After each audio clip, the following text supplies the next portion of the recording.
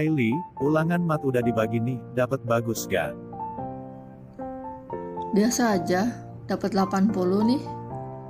Wow, bagus banget. Jadi rata-rata nilai mat kamu berapa? Ulangan saya dapat 80, KKM, terus 90. Jadi berapa rata-ratanya kalau saya ulangannya dapat segitu? Kita jumlahkan saja semua nilai kamu lalu dibagi berapa kali ulangan. Oh gitu ya, ngitung rata-rata nilai kita tuh. Oke deh, saya tinggal jumlahin aja semua nilai saya, terus dibagi berapa kali ulangan ya. Jadi kalau dijumlahkan nilai saya tuh 320 dibagi 4 kali ulangan. Artinya rata-rata saya 80 dong. Iya betul Li, begitulah menghitung nilai rata-rata. Nah, setelah melihat ilustrasi tadi, sekarang mari kita lihat teorinya terlebih dahulu. Halo semuanya, sekarang kita akan mempelajari bab dalam matematika dengan judul statistika. Ini merupakan salah satu ilmu dalam matematika yang mempelajari tentang mengolah data. Sebelum itu, mari kita lihat terlebih dahulu slide berikutnya. Kita lihat terlebih dahulu kompetensi dasar dari bab ini. Kompetensi dasarnya adalah sebagai berikut.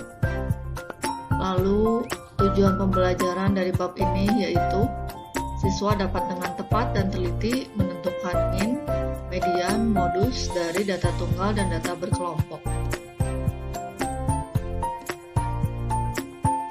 Statistika, pengertiannya itu sendiri yaitu ilmu yang mempelajari tentang bagaimana mengumpulkan, menganalisis, dan menginterpretasikan data. Jadi di sini kita mengumpulkan data terlebih dahulu, dianalisis, lalu disajikan agar orang lain bisa membaca dan mengerti. Itulah arti ilmu statistika.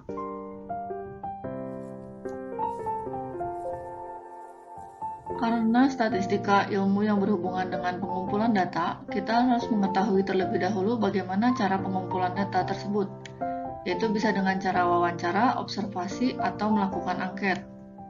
Yang kedua, istilah populasi kita juga harus tahu pengertiannya, yaitu seluruh objek yang akan diteliti. Contohnya, kita akan meneliti seluruh siswa SMAK BPK Penabur Bandung. Yang ketiga, istilah sampel, sebagian objek dari populasi, kita ambil sebagian saja dari populasi, itu disebut sampel. Bentuk penyajian data yang pertama yaitu sebagai berikut, tabel distribusi frekuensi. Misalnya kita meneliti berat badan seseorang atau dalam sebuah kelompok, kita dapat menyajikannya sebagai berikut. Penyajian data yang kedua bisa berbentuk diagram batang. Contohnya sebagai berikut. Diagram batang ada dua, diagram batang vertikal dan diagram batang horizontal. Ini dibuat dengan ada celah antara batang yang satu dengan batang yang lain. Itulah diagram batang.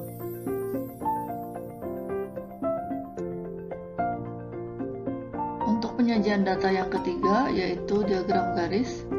Contohnya sebagai berikut. Terdapat sumbu X, sumbu Y, lalu kita buat titik-titik dan kita sambungkan garisnya. Untuk penyajian data yang berikutnya yaitu diagram lingkaran. Diagram lingkaran contohnya sebagai berikut. Sepertinya diagram lingkaran, diagram batang, diagram garis itu sudah sering kalian lihat di koran-koran atau di buku-buku. Bagaimana cara membacanya? Sepertinya sudah familiar ya. Penyajian data berikutnya yaitu piktogram. Nama lain piktogram itu yaitu diagram lambang. Jadi contohnya seperti ini, dilambangkan dengan suatu gambar. Contohnya di grafik ini ya seperti ini, satu gambar orang mewakili 100 orang. Artinya kelurahan A itu berjumlah 800 penduduknya. Penyajian data berikutnya yaitu histogram dan poligon frekuensi. Sepertinya ini istilah baru. Poligon dan histogram frekuensi contohnya seperti ini. Yang disebut histogramnya seperti diagram batang, tapi tidak ada celah antara batang yang satu dengan batang yang lain. poligon frekuensinya yang seperti diagram garisnya. Pertama-tama kita akan mempelajari mengenai ukuran pemusatan data. Ukuran pemusatan ada 5. Yang pertama yaitu modus, data yang paling sering muncul. Yang kedua median atau kuartil kedua. Yang ketiga min atau rata-rata. Yang keempat kuartil atas atau Q3. Yang kelima kuartil bawah atau Q1.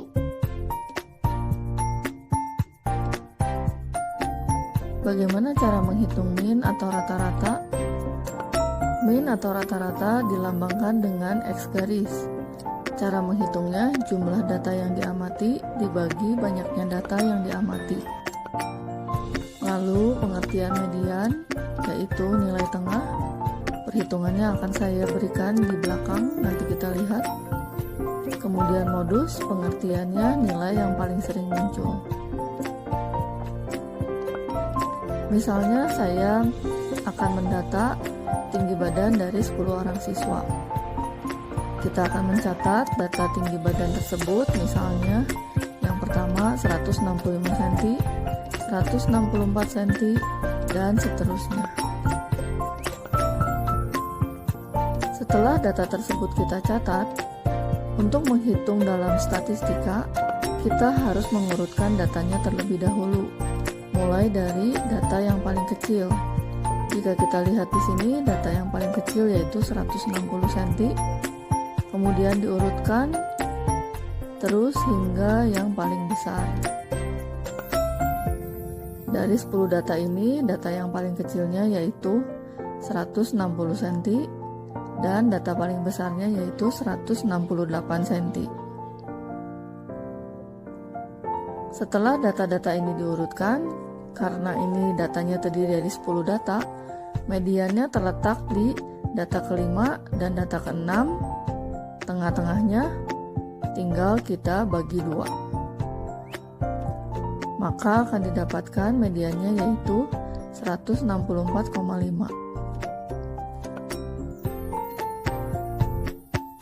Untuk menghitung min, kita tinggal menjumlahkan seluruh data yang ada, kemudian dibagi dengan banyaknya data. Didapat jumlah seluruh datanya yaitu 1648, tinggal kita bagi 10, maka akan didapatkan minnya yaitu 164,8. Untuk menghitung modus, kita tinggal melihat data yang paling sering munculnya yaitu di 164 cm. Setelah kita melihat ilustrasi sebelumnya, kita sepertinya telah mendapat bayangan ya bagaimana menghitung rata-rata dari sebuah data tunggal. Kita belajar dulu data tunggal dalam bab statistika ini. Untuk menghitung rata-rata atau min, itu kita tinggal menjumlahkan semua nilai yang ada atau data yang ada, dibagi jumlah datanya ada berapa biji. Kemudian untuk menghitung nilai modus, modus itu pengertiannya data yang paling sering muncul, itu tinggal kita melihat data dengan frekuensi muncul paling banyak. Kemudian untuk berikutnya ada istilah dengan nama kuartil. Kuartil itu pengertiannya membagi data menjadi 4 bagian.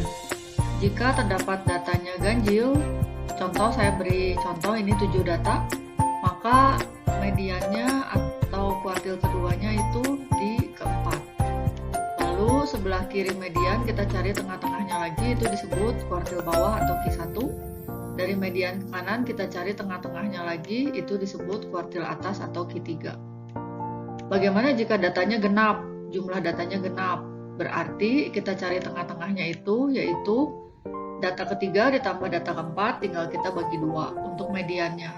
Lalu ke kiri, cari tengah-tengahnya lagi, itu disebut kuartil bawah atau Q1.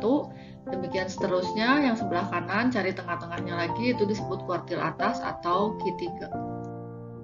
Bagaimana jika jumlah datanya banyak? Kita menggunakan rumus dengan cara interpolasi, yaitu untuk menentukan letak kuartil ke I, itu ada rumusnya I per 4 dikali N plus 1. N-nya itu banyaknya datanya ada berapa banyak. Jangan lupa data harus selalu diurutkan terlebih dahulu sebelum kalian menghitung kuartil. Contoh sebagai berikut, jika diketahui data sebanyak ini, N banyaknya datanya ada 16 buah, maka jika kita akan menghitung letak Q1 di mana, tinggal kita masukkan 1/4 dikali 16 tambah 1, hasilnya 4,25. Ini baru letaknya doang. Untuk mencari kuartil ke-1-nya, artinya data keempat, 4-nya dapat dari yang tadi di atas ya, ditambah sisanya 0,25 dikali data ke-5. Dan kenapa data ke-5? Artinya sesudah data keempat dikurangin data keempat.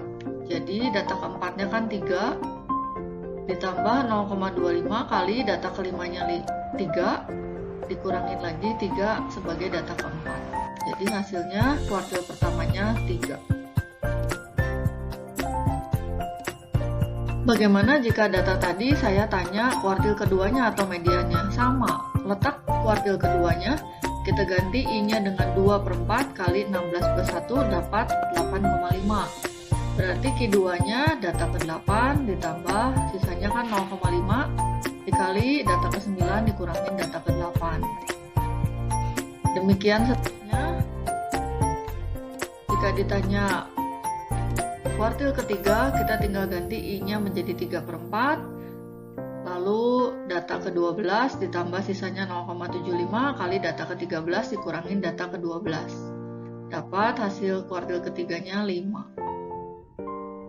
Kelima tadi merupakan ukuran pemusatan data. Sekarang kita belajar ukuran penyebaran data. Di bab ini lumayan banyak rumus yang harus dihafalkan. Yang pertama yaitu range atau jangkauan. Itu rumusnya data paling besar dikurangin data paling kecil. Yang kedua hamparan atau jangkauan kuartil, itu kuartil atas dikurangin kuartil bawah. Lalu simpangan kuartil atau nama lainnya jangkauan semi interkuartil, itu setengah kali Q3 min Q1. Kemudian ada istilah namanya langkah, itu 3/2H sama dengan 3/2 dikali Q3 min Q1. Lalu untuk ukuran penyebaran yang berikutnya ada istilah pagar dalam, itu kuartil bawah dikurangin si langkah yang tadi. Lalu pagar luar, kuartil atas ditambah langkah. Lalu ada yang disebut pencilan, yaitu data di luar pagar dalam dan pagar luar. Maksudnya bagaimana kalau kita lihat di garis bilangan, kita letakkan kuartil keduanya di sini, kiri kanannya kita letakkan kuartil 1 dan kuartil 3, lalu setelah kita menghitung pagar dalam dan pagar luarnya kita letakkan di garis bilangan juga. Nah, data di luar pagar dalam dan pagar luar itu disebut pencilan. Demikian penjelasan mengenai statistika untuk data tunggal. Sampai ketemu pertemuan berikutnya.